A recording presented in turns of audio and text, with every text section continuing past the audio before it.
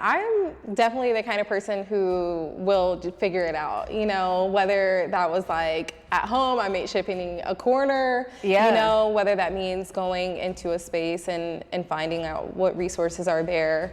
I think it's really important to like not allow like those barriers to get in your way and like just figure it out. Like it might not be perfect, but like, you know what I mean? You can always figure out how to at least get started. My thing is, if I can do this with no money, with free resources, like if I can really create some magic, because you really don't know what people are using or how they're using it, you just see the vision if they don't show you that BTS. But I'm like, if I can really create something that is legit with no money, then ooh, what am I do when I get some money? When the budget comes, I'm gonna be a problem. Okay.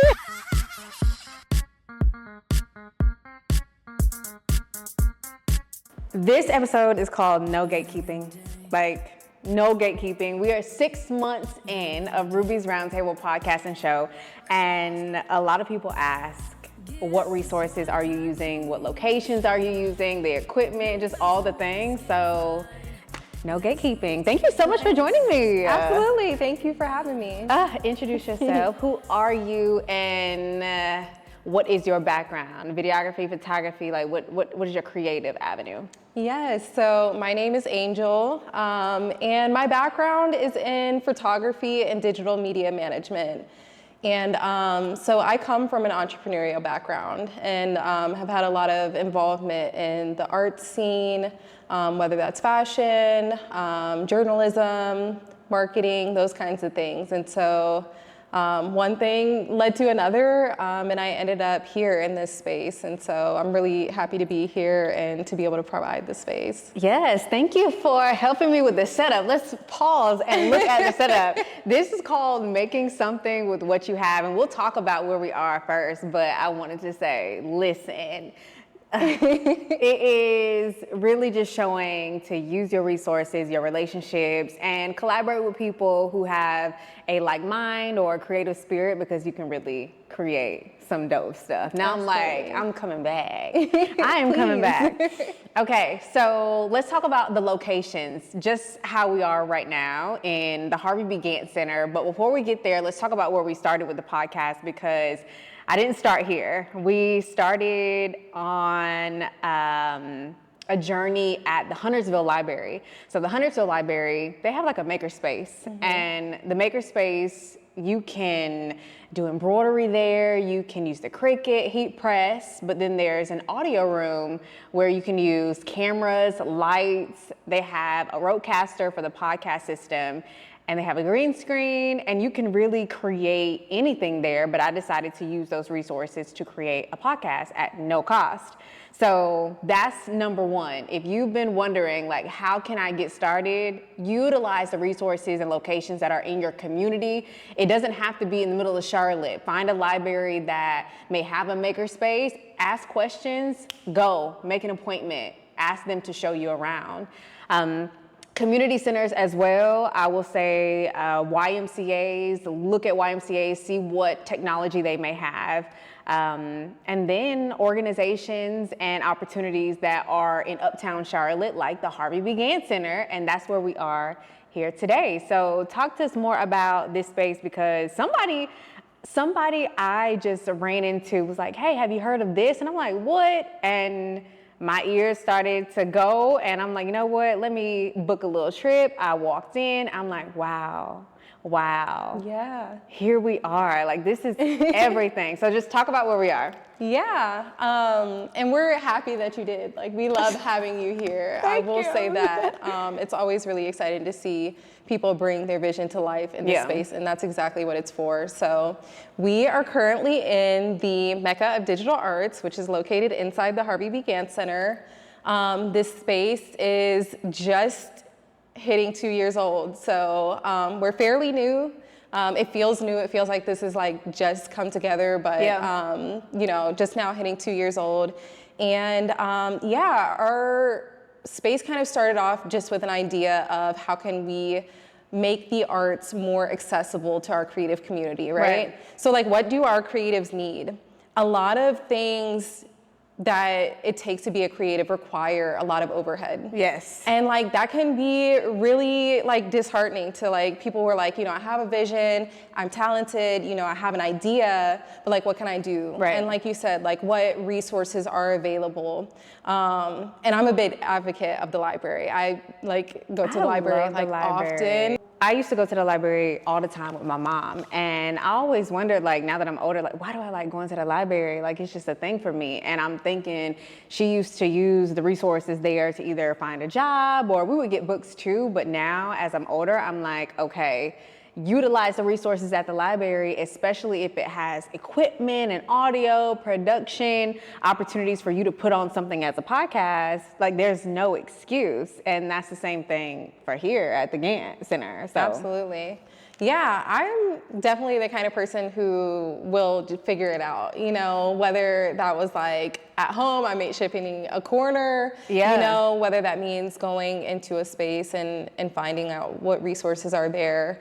I think it's really important to like not allow like those barriers to get in your way and like just figure it out. Like it might not be perfect, but like, you know what I mean? You can always figure out how to at least get started. Yes. And so, we think about that a lot in a space like this, like as a museum, how can we be a resource to creatives or like the community that we hope to serve, right?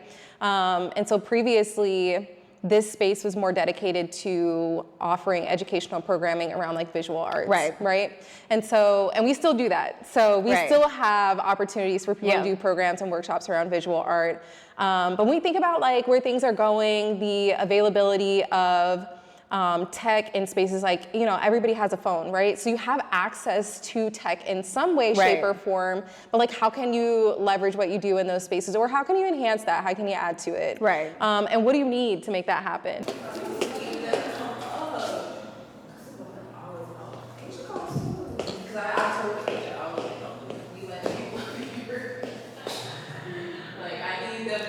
Finding the places, but then also time management, like working with places like the Gantt Center or even the library and figuring out, okay, y'all have this in place, you have this resource, like how can I make sure I'm consistent? So I know the library, I usually have to make an appointment, or sometimes it depends on which library. So Huntersville, I have to make an appointment. South Park, you can go in there and you can kind of like utilize the equipment or just the creative space. But here at the Gantt, how does it work? Like if someone wants to come and utilize Mecca? Yeah. So we're very friendly here. So we really like to work one-on-one with the creatives who are utilizing the space. But we do have hours that are dedicated to community use, right? So we know for sure on Tuesdays and Thursdays from 1 to 5, the space is always going to be open and available to our creative community to use the resources, the software, the equipment, and all the things that are available in this space. So that's like really important to me, is making sure that things are accessible. It has to be a situation where you go back to, you just gotta want it, because it's literally right here in the heart of the city. And for me, it was someone who, I would think I was doing a photo shoot on the side of the street, and this guy was like, why aren't you right there at the Gantt? And I'm like, what do you mean? We were literally outside like doing a photo shoot. And I was like, what do you mean? And he was like, go to the Gantt. And I couldn't come that day.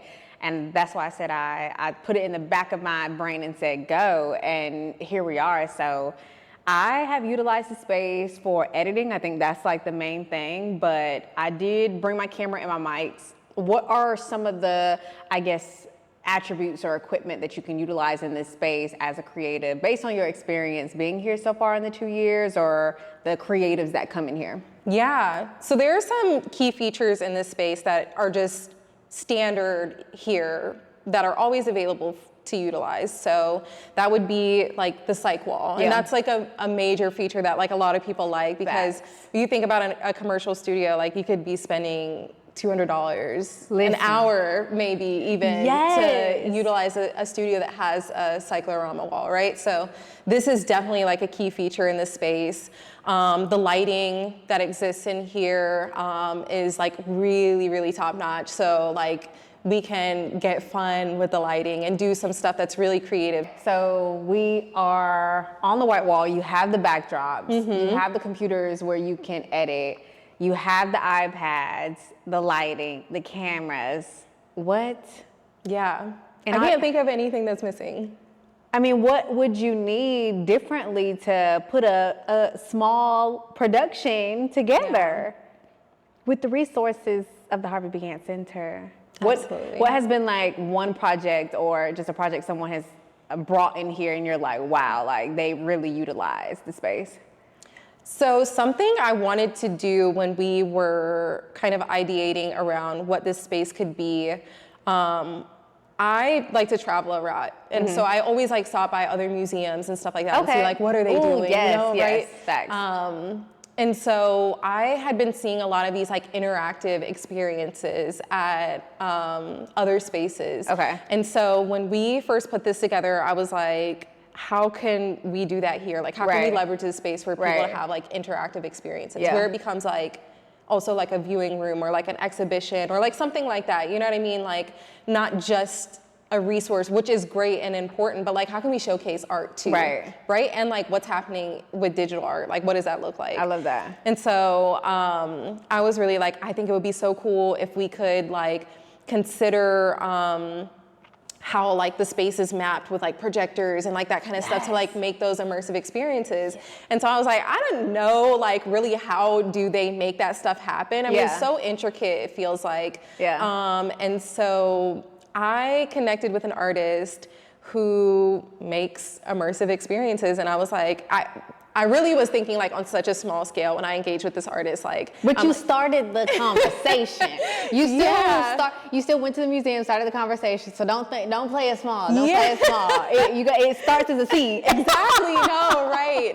So yeah, I mean, I really just was like, okay, you know, like I'm imagining like we could do this, we could do that, you know, and we just kind of, like you said, we opened it up for a conversation, like, what would you do if you had the space to do something, right? Yeah. And I mean, it was just beyond like what I could have imagined that we could do in this space with the equipment that we had, give or take a few things. I mean, they brought in a few additional projectors, but other than that, like we utilized everything in this space and like tied it all together for a full immersive installation. And that was the first time I've ever seen that done in here. And it was just the first time I really saw somebody like take everything in here and just utilize it. And just make it something that like we dreamed of, but like we didn't actually know this space had the capability of. So that was a really great partnership, and it was just cool to see something that like that come to life in this space. I love that you can also have workshops in here. So you have to let me know how that works, because I'm already thinking,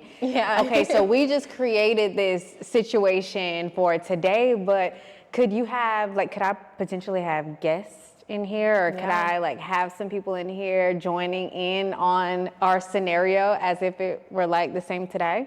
Absolutely. So I do a lot in terms of like trying to outreach and like see what our creative community is doing, right? So like, what kinds of things would you guys want to see happen in a space like this? Or like, what kinds of things are just people doing that we would consider also like, I don't want to say target audience, because I don't really like that like verbiage, but like, as far as like the people we want to support, right? Like, what are they doing? What are they interested in doing? And so it's definitely a goal of mine to be able to connect more with people and be like, hey, what do you want to do in a space like this? And so if that looks like let's have a talk about, you know, like what resources are available, or let's bring other people in so that they can learn more about it, or let's do a content creation class, you know what I mean? Or just even a content creation like meetup, you know, like how do we build community, but also like consider how we make resources available and accessible. So I think those two things go hand in hand.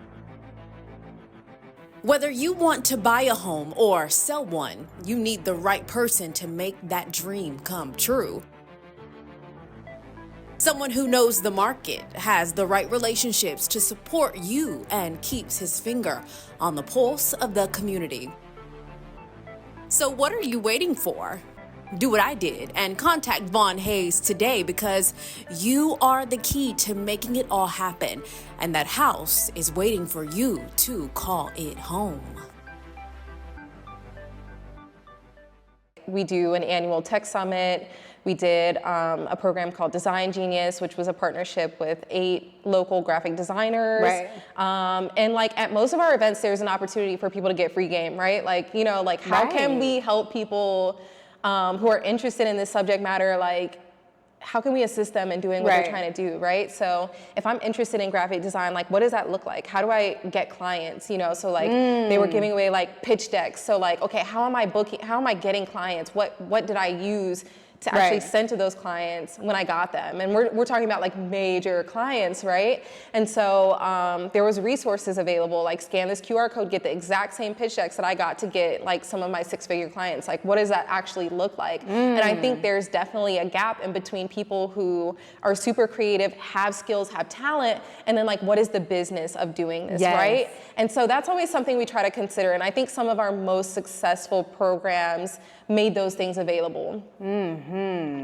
Like how can you create, but then how can you leverage the opportunity to create some revenue from that creation? Yes. I like that. Yeah. I like that. It's very important. Okay, so if you were someone who, or if you ran into someone, or if there's someone who's like, I want to start, but I don't have it. I want to start, but I'm not sure where. Like, what advice or call to action would you give them because of a space like this, or the resources that are around? Yeah, I mean, and this is cliche, but like, don't give up. You know, I think one of those things is like, sometimes we give up before we try, and we're thinking like, I don't have, and I don't know, and you know, kind of all of those things. And like, sometimes it takes like a couple of tries to like figure out, or sometimes it takes just doing research, like you said, like what places have equipment available. Like if I don't have it, is there a way that I can get it that doesn't cost me an arm and a leg? You know, like, is that actually a thing? And so I always like try to suggest like, you know, either or using what you have. Like most of us have a phone. So like we can start there. You know, like, are you interested in photography?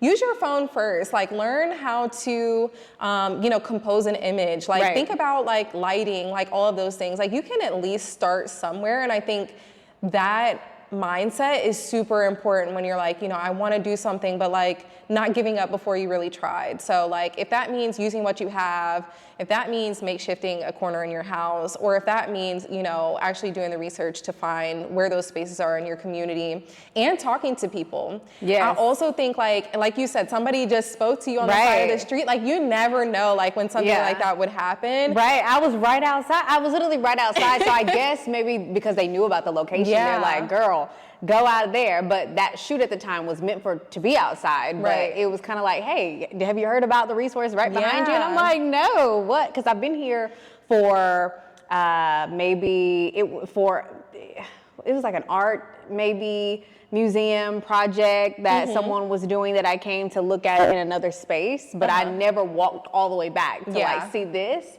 And when I did, I'm like, here is another gem. Thank you, Lord. Thank you, Lord, for providing another resource just in case, because I think too, like utilizing everything that you can instead of like always go. I mean, some people probably can go to one place, but I like, okay, if this is on Tuesdays and Thursdays, then I can go to, I know I can go to this place on Wednesdays and Mondays, like kind of giving some versatility within your shots and the buildings that are available. But I think working what you have has been like my motto.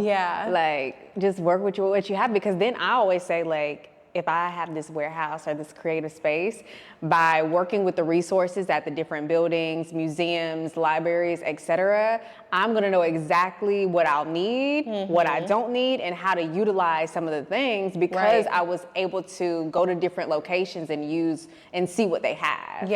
So I agree with that. Like sometimes you're like, oh, I'm gonna need all of this stuff, but like maybe you could do it like with a more minimal setup. You know, a lot of times like the people you might think are using like this big grandeur setup might really not. You know, it's like when you see the shot versus the setup. Yes, my thing is, if I can do this with no money, Yeah. with free resources. Like if I Okay. can really create some magic, because you really don't know what people are using or how they're using it. You just see the vision if they don't show you that BTS. But I'm like, if I can really create something that is legit with no money, then, ooh, what am I do when I get some money? When the budget comes. I'm gonna be a problem. Okay. I'm gonna be a problem. Yeah. So that's why it's like enjoying the process, because it's like, wow, look what you did with minimal. Yeah. So when you do get to that point where it's like, okay, I got a little change, like you'll know how to really take it there because you already kind of pushed yourself. Because I'm pretty sure there's people who like probably have all the equipment and don't use it. Exactly. So Yeah, you appreciate it more. because you're invested in it, because you literally remember when you started with what you had. Yeah. Ooh, girl. I know, right?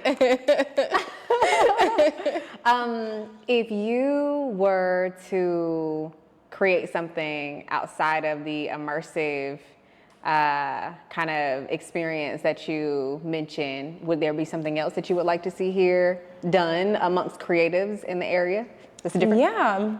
I honestly think that it would be really neat to curate more experiences, or like more like art hybrid like showcases. So I'm like really big on like showing what our local community is doing. Like I don't think they get enough opportunities to like share the work that they do and like get their flowers, right? Yeah. And so I would like to do more things where we can highlight what the locals are doing, whether that's like actually showing artwork in this space or like hybrid types of events. So like we recently did an event that was a book signing. Okay. Right? But Shout out to Havia. okay. But she's also like in media, Right. she's in content, and she does all of these different things. And so we are always talking about like what kinds of opportunities are there for us to do other things. Yeah, like what does it look like for us to share a content creation workshop, but like also what does it look like for us to do like a short form film with people, right? So, and like how could they show that? So I think about a lot of opportunities where things can be hybrid. Like it's like we're seeing work, we're doing an experience together, and like kind of putting together some more like activation types of events.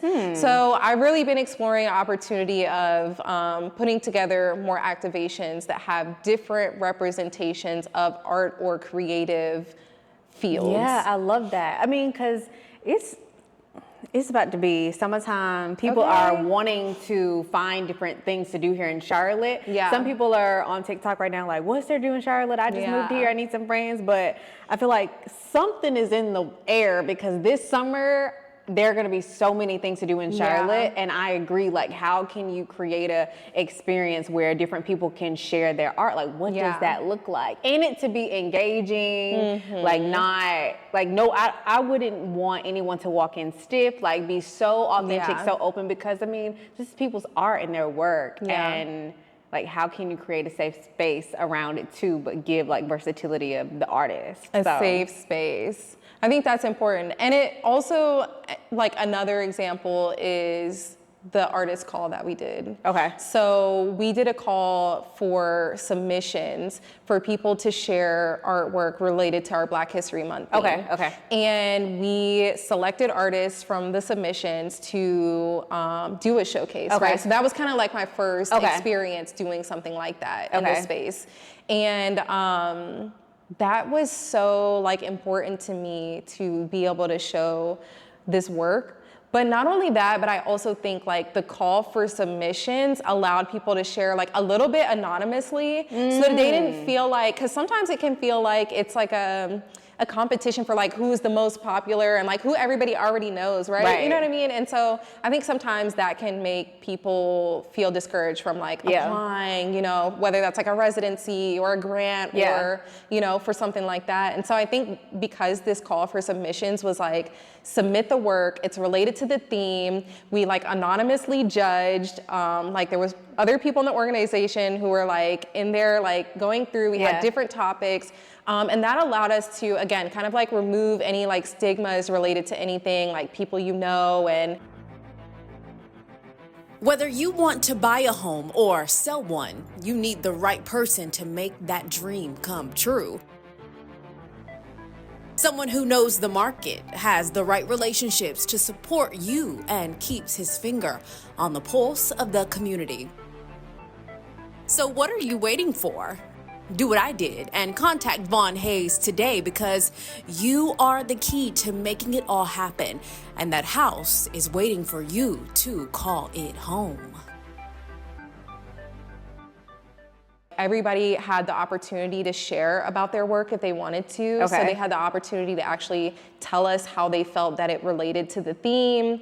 Just a moment to like get their flowers, for everybody to celebrate them, to celebrate the work that they did. And then also the work was up for almost a month. So not only did they get to share about it and be in community with people here, but anyone who walked in the building between that month of time that the work was up got a chance to see and engage with their artwork. And it was cool for me to like see people lingering and like talking like, oh, I love this. And this is cool. And then I'm telling them like, you know, these are all local artists, and like, you know what I mean? Like that just felt really good. And I think those are the kinds of things that just get me really excited about being in this space and having the opportunity to do stuff like that. Okay.